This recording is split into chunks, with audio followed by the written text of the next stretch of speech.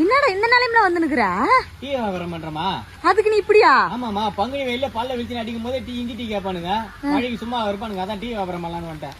அட லூசு பையலே, அம்மா கிட்ட ஒரு வார்த்தை சொல்லியிருந்தேன், நான் உனக்கு எதனா வாடகை கடைக்கு புடிச்சு குத்து டேபிள் கீழ் போட்டு எல்லாம் செட் பண்ணி குத்துருப்பல. எல்லாம் செட் பண்ணி குத்துட்டு லாஸ்டா ஒரு முக்கானம் போட்டு எலுமிச்சை மரத்து வச்சுட்டு சூனி வச்சுட்டு வந்துருவேன். நாசமா போனது. ஐயே, எனக்கு நல்லது பண்ணுவேன். ஆளை முன்ன டீ வியாபாரம் பயங்கரமா ஆகிடுச்சு.